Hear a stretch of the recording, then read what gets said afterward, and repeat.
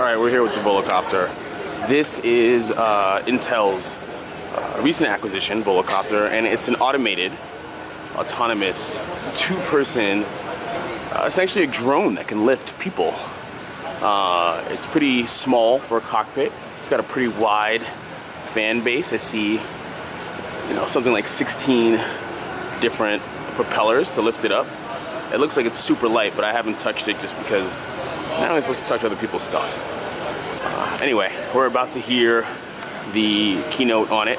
Volocopter's keynote speech is coming up, but I wanted to get this opportunity to just get scale and take a look at what it actually is.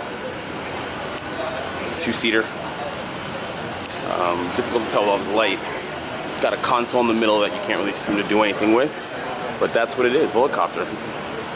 Use these things to get to the airport in big cities, skip traffic, automated.